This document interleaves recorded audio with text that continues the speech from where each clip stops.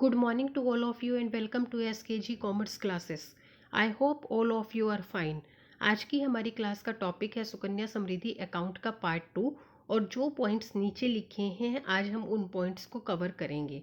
तो चलिए आज का टॉपिक स्टार्ट करते हैं। सबसे पहले हम बात करते हैं कि अकाउंट कब मैच्योर होता है और इसको कब बंद किया जा सकता है। तो देखिए, अकाउंट के खोलने की डेट से 21 साल कंप्लीट होने पर अकाउंट मैच्योर हो जाता है। ठीक है, जिस दिन अकाउंट खोला है इसके 21 साल कंप्लीट होने पर अकाउंट की मैच्योरिटी हो जाती है और अकाउंट को बंद किया जा सकता है। लेकिन जिस दिन ये अकाउंट मैच्योर हो गया उसके बाद इस अकाउंट पर कोई भी इंटरेस्ट नहीं मिलता है। इस अकाउंट को चाहे 10 दिन बाद बंद किया जाए या 2 महीने बाद बंद किया जाए। ठीक है, तो कहने का मतलब क्या है, सिर्फ मैच्योरिटी तक की ही डेट का इंटरेस्ट मिलता है सुकन्या समृद्धि अकाउंट में, उसके बाद इस पर कोई भी इंटरेस्ट नहीं मिलता है। अकाउंट को मैच्योर होने से पहले भी बंद किया जा सकता है, मतलब अकाउंट को 21 साल से पहले भी बंद किया जा सकता है। अगर अकाउंट बंद किया जा रहा है अकाउंट होल्डर की शादी के लिए, लड़की की शादी के लिए, लेकिन शादी की डेट पर लड़की कम से कम 18 साल की होनी चाहिए। अगर वो 18 साल की नहीं है तो सुकन्या समृद्धि अकाउंट का प्री मैच्योर क्लोजर नहीं किया जा सकता है। और शादी की डेट जो रखी गई है उसके पहले 1 महीने के अंदर और उसके बाद 3 महीने के अंदर अंदर इस अकाउंट को बंद किया जा सकता है। और 1 महीने से पहले और 3 महीने बाद इस अकाउंट को बंद नहीं किया जा सकता। समझे? मान लीजिए अप्रैल, आज कितनी है, अप्रैल 13, अप्रैल 13 को इस अकाउंट को अगर देखें कि उसकी शादी अप्रैल 13 की रखी गई है तो मार्च 13 के बाद और मई जून जुलाई, जुलाई 13 से पहले इस अकाउंट को बंद किया जा सकता है। मतलब इन 4 महीनों के अंदर अंदर सुकन्या समृद्धि अकाउंट को शादी के पर्पस के लिए बंद किया जा सकता है। अब बात आ जाती है प्री मैच्योर क्लोजर की। प्री मैच्योर क्लोजर का मतलब है अकाउंट का मैच्योरिटी होने से पहले पहले अकाउंट का बंद हो जाना। तो पहला केस आ जाता है कि अगर अकाउंट होल्डर की डेथ हो जाती है तो उसमें अकाउंट को एक्चुअल में जिससे रिलेटेड है अगर वो पर्सन ही नहीं रहा तो अकाउंट के ऑपरेट करने का तो मतलब ही नहीं बनता। तो ऐसे केस में डेथ सर्टिफिकेट मिलने के बाद इमिजिएटली इस अकाउंट को बंद कर दिया जाता है और इसमें जो भी बैलेंस है और उस पर जो भी इंटरेस्ट लगा है वो सब गार्डियन को दे दिया जाता है। तो देखिए, जो डेट ऑफ डेथ है तब तक तो जो एप्लीकेबल रेट है वो है जो, वो तो एप्लीकेबल रेट पर इंटरेस्ट लगेगा। लेकिन जो डेथ की डेट से लेकर अकाउंट के बंद होने तक की डेट का जो टाइम पीरियड है उस पर जो रेट लगेगा वो जो पोस्ट ऑफिस का सेविंग रेट है, सेविंग अकाउंट का जो रेट है वो रेट पर लगेगा, जो इंटरेस्ट लगेगा। ठीक है, सेकंड केस आ जाता है एक्सट्रीम कंपैशनेट ग्राउंड।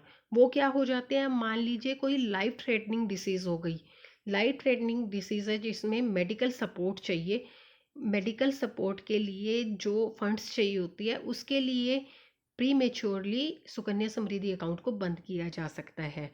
ठीक है, और या गार्डियन की डेथ हो जाती है तो उस केस में भी अकाउंट को बंद किया जा सकता है। लेकिन इन दोनों ही केस में अकाउंट के खुलने से 5 साल तक कम से कम अकाउंट को बंद नहीं किया जा सकता है।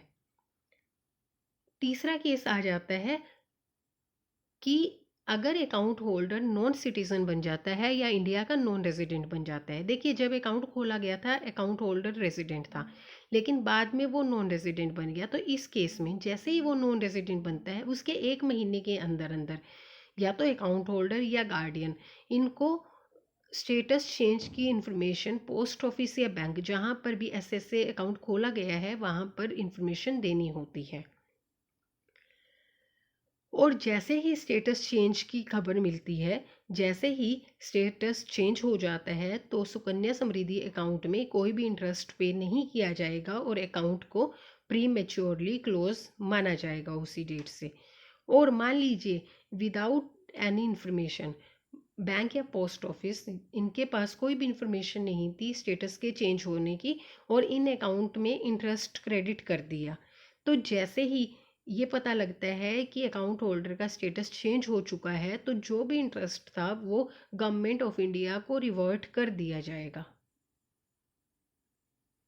अब बात करते हैं विड्रॉल की। क्या इस अकाउंट से विड्रॉल की जा सकती है? बिल्कुल की जा सकती है। इस अकाउंट से विड्रॉल जिस ईयर में करनी है उसके पिछले फाइनेंशियल ईयर में, मतलब मार्च 31 को, उससे पिछले फाइनेंशियल ईयर की मार्च 31 को जो भी बैलेंस है उसका मैक्सिमम 50% तक विड्रॉल किया जा सकता है।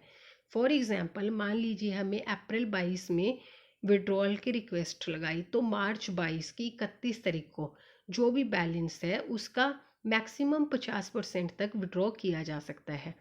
अब बात करते हैं विड्रॉल किस पर्पस के लिए किया जा सकता है।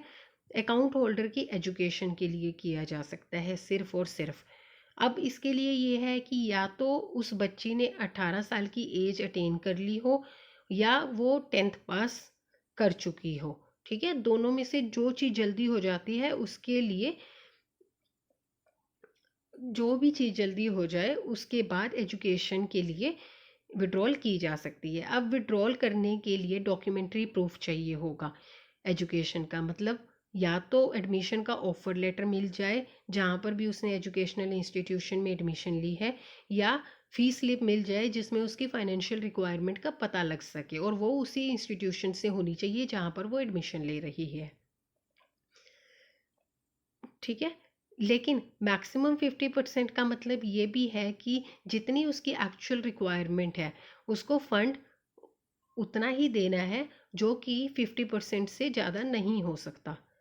अब विड्रॉल की बात करें तो ये लमसम में भी की जा सकती है और इंस्टॉलमेंट्स में भी दी जा सकती है। एक साल में एक बार से ज़्यादा विड्रॉल नहीं दी जा सकती और मैक्सिमम 5 साल तक दी जा सकती है। ट्रांसफ़र ऑफ अकाउंट का मतलब क्या? सुकन्या समृद्धि अकाउंट को ट्रांसफ़र किया जा सकता है, बिल्कुल किया जा सकता है। इसे इंडिया में कहीं पर भी ट्रांसफ़र किया जा सकता है, पोस्ट ऑफिस से बैंक में भी और बैंक से पोस्ट ऑफिस में भी, बैंक से बैंक में भी और ब्रांच से ब्रांच में भी, मतलब एक बैंक से दूसरे बैंक में भी कर सकते हैं और एक ब्रांच से दूसरी ब्रांच में भी कर सकते हैं। Mode of deposit, Sukanya Samriddhi account में किस किस तरीके से अमाउंट डिपॉजिट करवाया जा सकता है? देखिए, चेक लगाया जा सकता है, डीडी भी लगाया जा सकता है, ई ट्रांसफ़र भी किया जा सकता है और ऑनलाइन स्टैंडिंग इंस्ट्रक्शंस मतलब नेट बैंकिंग के थ्रू भी किया जा सकता है। ठीक है, तो इसके कई तरीके हैं